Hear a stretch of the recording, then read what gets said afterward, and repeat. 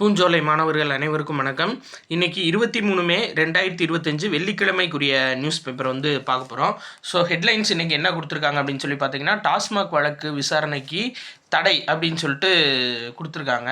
அதாவது அமலாக்கத்துறைக்கு வந்து உச்சநீதிமன்றம் கேட்டிருக்காங்க. என்ன அப்படின்னா, கவர்மெண்ட் நடத்துகிற நிறுவனத்தில் நீங்கள் எப்படி போய் ரைடு பண்ண முடியும், அது போக நீங்கள் வந்து குற்றம் சொல்லி சொல்கிறீங்க, அதாவது நிறையா காசு வந்து பெற்றிருக்காங்கன்னு சொல்லி சொல்கிறீங்க, அது மூலியமாக அவங்க என்ன லாபம் அடைஞ்சிருக்காங்க, இப்போ கவர்மெண்ட் நடத்துகிற நிறுவனத்திலேயே வந்து எப்படி அவங்க தனிநபர் லாபம் பார்க்க முடியும், அதனால் இது தவறு, இப்போதைக்கு நிப்பாட்டி வைங்க அப்படின்னு சொல்லியிருக்காங்க.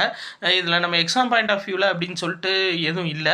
மேபி கேட்டால் என்ன கேட்கலாம் அப்படின்னா, ஒரு அரசு நடத்துகிற நிறுவனத்தில் அமலாக்கத்துறை சோதனை நடத்த முடியுமா அப்படின்னு சொல்லி கேட்டிங்கன்னா, இல்லை முடியாது, முகாந்திரம் இல்லாமல் சம்மந்தம் இல்லாமல் அதாவது ரைடு நடத்த முடியாது, சோதனை நடத்த முடியாது அப்படின்ற மாதிரி கோர்ட் வந்து உத்தரவு கொடுத்துருக்காங்க. சரிங்களா? சரி, ரைட், ஓகேங்க. அதே மாதிரி முழு எழுத்தறிவு பெற்ற மாநிலமாக எது அறிவிக்கப்பட்டிருக்கு அப்படின்னா மிசோரம். அதையும் ஞாபகம் வச்சுக்கோங்க. இந்தியாவில் முழு எழுத்தறிவு பெற்ற மாநிலம் எந்த மாநிலம் அப்படின்னா மிசோரம் மாநிலம். சரி, ரைட், ஓகே. அதே மாதிரி இந்த நம்ம ஆப்ரேஷன் சிந்தூர் நடந்துச்சு பார்த்தீங்களா? ஸோ அது சார்ந்த விளக்கங்கள் அளிக்கிறதுக்காக அமைச்சர்கள் கொண்ட குழு ஒவ்வொரு நாடும் பயணிச்சுட்டு இருக்காங்க. மேபி கொஸ்டின் கேட்டால் இதில் கேட்கலாம் உங்களுக்கு. அதாவது எத்தனை குழுக்களை வந்து மத்திய அரசு அமைச்சாங்க அப்படின்னா 7 குழுக்களை அமைச்சிருக்காங்க அமைச்சர்கள் தலைமையில். சரியா? இப்போ வந்துட்டு ரீசெண்டாக யுனைடெட் அரபு எமிரேட்ஸ் ஐக்கிய அரபு நாடுகளுக்கும் லண்டன் பகுதிகளுக்கும் போயிட்டு வந்து எக்ஸ்பிளைன் பண்ணி இருந்திருக்காங்க. சரி, ரைட், ஓகேங்க. அதே மாதிரி இந்த இது முக்கியமானது, அதாவது உலக செவிலியர் தினம் என்னைக்கு அப்படின்னு சொல்லி பார்த்தீங்கன்னா மே 12. சரிங்களா? அதுதான் என்ன அப்படின்னா உலக செவிலியர் தினம். இதை ஞாபகம் வச்சுக்கோங்க. வேற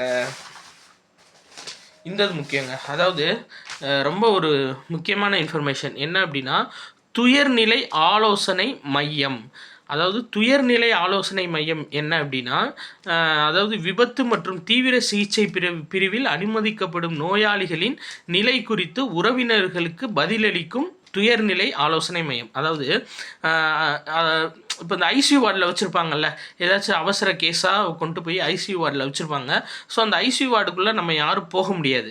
அப்போது அந்த ஐசியூ வார்டுக்குள்ளே இருக்கவங்களோட நிலைமை என்ன அப்படின்னு சொல்லிட்டு உறவினர்களுக்கு தெரியாது, வெளியில் பதறிக்கிட்டே இருப்பாங்க. ஸோ தனியாகவே வந்து ஒரு ஆலோசனை மையம் மாதிரி அந்த வார்டுக்கு வெளியில் வச்சுருதுங்க. அதான் மெயின். சரியா? தீவிர சிகிச்சை பிரிவில் அனுமதிக்கப்படும் நோயாளிகள் அவங்களோட உறவினர்களுக்கு அந்த நோயாளிகள் குறித்த இன்ஃபர்மேஷனை வந்துட்டு தெரிவிக்கிறதுக்காக, சரியா, எப்படி இருக்காங்க, என்ன ஏது, அடுத்த கட்ட சிகிச்சை எப்படி இருக்குன்னு தெரிவிக்கிறதுக்காகவே தனியாக உருவாக்கப்பட்டதான் என்ன அப்படின்னா துயர்நிலை ஆலோசனை மையம். இது எங்கே உருவாக்கியிருக்காங்க அப்படின்னா மதுரை அரசு ராஜாஜி மருத்துவமனையில். சரிங்களா? இது ரொம்ப ரொம்ப முக்கியமானதுங்க.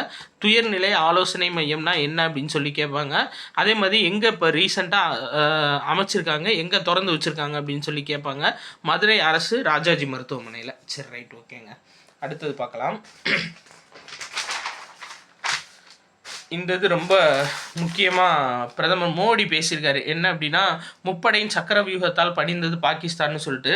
இதில் ரொம்ப முக்கியமானது என்னென்னா அம்ருத் பாரத் திட்டம். சரியா? அம்ருத் பாரத் திட்டம் வந்து பிப்ரவரி 2023 துவங்கப்பட்டிருக்கு. இந்த திட்டத்தோட முக்கிய நோக்கம் என்ன அப்படின்னா, அதாவது ரயில் நிலையங்களை வந்து நவீன வசதிகளுடன் மேம்படுத்துறது. சரியா? அதான் ரொம்ப முக்கியமானது இந்த அம்ருத் பாரத் திட்டத்தோட ஒரு முக்கிய நோக்கம். அதுபடி இப்போ ரீசெண்டாக 103 ரயில் நிலையங்களை வந்து திறந்து வச்சிருக்காரு. எங்கே அப்படின்னா ராஜஸ்தான், தமிழ்நாடு, இந்த மாதிரி ஒரு 9 மாநிலங்களில். சரியா? இது ரொம்ப முக்கியமானதுங்க. அப்புறம்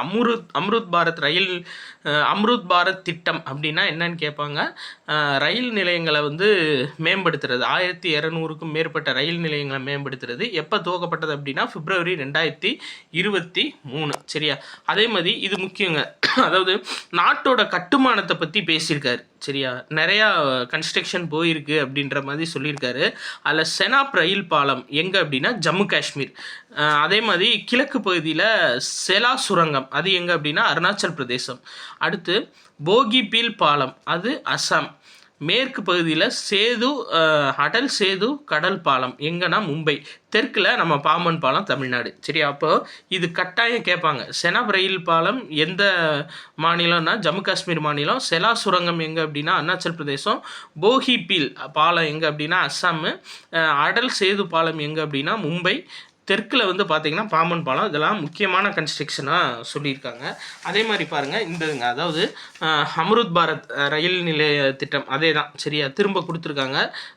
இதில் என்னென்னா திட்டத்தின் கீழ் தமிழகம் உட்பட 18 மாநிலங்கள் மற்றும் யூனியன் பிரதேசங்களில், அதான் மெயின் சரியா, அம்ருத் பாரத் திட்டத்தின் கீழ் 18 மாநிலங்கள் மற்றும் யூனியன் பிரதேசங்களில் நவீன வசதியுடன் மேம்படுத்தப்பட்ட 103 ரயில் நிலையங்கள். ஆக்சுவலாக இந்தியா ஃபுல்லாக ஓப்பன் பண்ணுறது தான். இப்போ வந்து ரீசெண்டாக 18 மாநிலங்களுக்கும் யூனியன் பிரதேசங்கள் உட்பட சரியா ஓப்பன் பண்ணி வச்சுருக்காங்க. சரி, இந்தது ரொம்ப முக்கியமான ஒரு ஸ்கீம். திரும்ப திரும்ப நியூஸ் பேப்பரில் அடிக்கடி வந்துக்கிட்டே இருக்குங்க. என்னென்னா ஊட்டச்சத்தை உறுதி செய் திட்டம் சரியா. 73% குழந்தைகள் வந்து இயல்பு நிலைக்கு திரும்பியிருக்காங்க. இந்த திட்டத்தினால நிறையா ஊட்டச்சத்து வந்து கிடச்சிருக்குன்னு சொல்லி கொடுத்துருக்காங்க. இதோட முக்கியமான நோக்கம் என்னென்னா, ஃபஸ்ட்டு பாருங்களேன், இதை செயல்படுத்துறது மகளிர் உரிமைத்துறை சரிங்களா. 2022 வந்து துவங்கப்பட்டிருக்கு. அதான் மெயின். 6 மாதம் முதல் 6 வயதுக்குட்பட்ட குழந்தைகள் வந்து பார்த்தீங்க அப்படின்னா ஊட்டச்சத்து குறைபாடோடு இருந்தாங்க அப்படின்னா அவங்கள கண்காணிக்கிறது. அதாவது ஃபஸ்ட்டு பாயிண்ட் என்ன அப்படின்னா, மகளிர் உரிமைத்துறை சார்பில் இது வந்து துவக்கப்பட்டிருக்கு 2022ஆம் ஆண்டு. 6 மாதம் முதல் 6 வயதுக்குட்பட்ட குழந்தைகளுக்கு சரிங்களா. எங்கே துவங்கப்பட்டுச்சு அப்படின்னா நீலகிரி மாவட்டத்தில் துவங்கப்பட்டுச்சு. இந்த குழந்தைகளோட ஊட்டச்சத்தை அதிகரிக்கிற வகையில் தனி பெட்டகம் வந்து கொடுத்தாங்க. அடுத்து பாருங்க, இதோட 2ஆம் கட்டம்ங்க. இதோட 2ஆம் கட்டம் எப்போ துவங்கினாங்க அப்படின்னா போன வருஷம்தான் சரியா. அப்பையும் நியூஸ் பேப்பரில் பெரிய நியூஸாக கொடுத்துருந்தாங்க. 2024 வந்து பார்த்தீங்கன்னா அரியலூர் மாவட்டத்தில் துவங்கியிருந்தாங்க இந்த ஊட்டச்சத்தை உறுதி செய் திட்டத்தோட 2ஆம் கட்டம் சரியா. இந்த திட்டத்தில் இந்த 2ஆம் கட்டத்தில் முக்கிய நோக்கம் என்ன அப்படின்னா, ஒரு முக்கியமான விஷயம் கண்டறிஞ்சாங்க. அதாவது குழந்தைகளோட ஊட்டச்சத்து குறைபாடு அப்படின்றது பிரசவிக்கும் தாய்மார்கள்கிட்ட இருந்தே கம்மியாக இருக்குது. அப்போ கர்ப்ப காலத்திலிருந்தே வந்து பார்த்தீங்கன்னா இதை நம்ம கண்காணிக்கணும் அப்படின்னு சொல்லி கொண்டு வந்தது தான் இந்த 2ஆம் கட்டம். ஊட்டச்சத்தை உறுதிசெய்யோட 2ஆம் கட்டம் 2024 அரியலூர் மாவட்டம். முதல் கட்டம் வந்து நீலகிரி மாவட்டம் 2022 சரியா. சரி ரைட்டுங்க, ரொம்ப அது முக்கியமான நியூஸுங்க. திரும்ப அது வந்துக்கிட்டே இருந்துச்சு, அதனால் ஞாபகம் வச்சுக்கோங்க. அதே மாதிரி இந்ததுங்க நம்ம தொடர்ச்சியாக பார்த்துட்டே வரோம். ஆப்ரேஷன் பிளாக் ஃபாரஸ்ட் சரியா. சத்தீஸ்கர் தெலுங்கானா எல்லையில் ஒளிஞ்சிருக்கக்கூடிய முக்கியமான நக்சல்களோட தலைவர்களை வந்து கேப்சர் பண்ணுறது தான் இந்த திட்டத்தோட ஒரு முக்கிய நோக்கம். அதாவது ஆப்ரேஷன் பிளாக் ஃபாரஸ்ட். அதே மாதிரி காலாதார் திட்டம்னு சொல்லிட்டு ஒரு திட்டம் வந்து இப்போ ரீசெண்டாக ஹிட் ஆகிட்டு இருக்குங்க. என்ன அப்படின்னு சொல்லி பார்த்தீங்கன்னா, அதாவது நம்ம இந்தியா இருக்கோம், ஃபார் எக்ஸாம்பிள் நம்ம இந்தியா இருக்குன்னு வச்சுக்கோங்க சரிங்களா. இங்கே வந்து பங்களாதேஷ் இருக்குது, இங்கே மியான்மர் இருக்குது. இப்போது இந்த பங்களாதேஷை தாண்டி தான் வந்து வடகிழக்கு மாநிலங்களுக்கு போகணும் சரிங்களா. இந்த சில்குரி அப்படின்னு சொல்லிட்டு ஒரு இடம் இருக்கும். இங்கேருந்து இங்கே போனால் அந்த சில்குரின்ற இடம், இதை சிக்கன் நெக் அப்படின்னு சொல்லிட்டு சொல்லுவாங்க. இந்த குறுகிய பாதை வழியாக தான் வடகிழக்கு மாநிலங்கள் ஃபுல்லாகவே போகணும். இப்போ விஷயம் என்ன அப்படின்னா, பங்களாதேஷ் வந்து சைனாவுக்கு ரொம்ப சப்போர்ட் பண்ணிகிட்டு இருக்காங்க சரியா. முக்கியமாக அந்த இடைக்கால பிரதமர் இருக்கார்ல, அவர் ரொம்ப அநியாயம் பண்ணிக்கிட்டு இருக்காப்புல. அதனால் என்ன செஞ்சுருக்காங்க அப்படின்னா, இந்த மேற்கு வங்கத்திலேருந்து மியான்மர் வழியாக காலாதர்ன் அப்படின்னு சொல்லிட்டு ஒரு நதி இருக்குது. அந்த நதி வழியாக வடகிழக்கு மாநிலங்களுக்கு ஃபுல்லாக வந்து தேவையான பொருட்களை கொண்டு செல்கிறது தான் சரிங்களா. இவங்களோட முக்கியத்துவத்தை குறைக்கிறது தான் இந்த காலாதர் திட்டம் சரிங்களா. இதையும் சேர்த்தாப்புல ஞாபகம் வச்சுக்கோங்க. சரி ரைட் ஓகேங்க, அடுத்தது பார்க்கலாம். இந்தது என்ன அப்படின்னா, என்டிஏ ஜோஹன் கிரிக்கெட் மைதானம் திறந்திருக்காங்க. எங்கே அப்படின்னு சொல்லி பார்த்தீங்கன்னா செங்குன்றம் அடுத்த எட்டப்பாளையம் அப்படின்ற இடத்துல சரியா. தமிழ்நாடு கிரிக்கெட் சங்கம் சார்பில். ஸோ அந்த புது ஸ்டேடியம் மேபி கேட்கலாம் சரிங்களா. டிஎன்சிஏ கோஜன் சரிங்களா. ஜோஹனில் டிஎன்சிஏ கோஜன் கிரிக்கெட் மைதானம் எங்கே திறக்கப்பட்டிருக்கு அப்படின்னா செங்குன்றம் கிட்ட இருக்க எட்டப்பாளையம் அப்படின்ற இடத்துல துவக்கப்பட்டிருக்கு சரிங்களா. சரி ரைட் ஓகேங்க. அதே மாதிரி இந்த ஐரோப்பியன் லீக் சாம்பியன் போட்டி நடந்துச்சு கால்பந்தில். இது மேபி கேட்கலாம், அதாவது இந்த ரயில்வே இந்த மாதிரி இதில் வந்துட்டு கேட்கலாம் சரிங்களா. அதாவது டாட்ஹாம் ஹாஸ்பர் அப்படின்ற அணி தான் வந்து யூரோப்பா லீக் கோப்பையை வந்து கைப்பற்றியிருக்கு.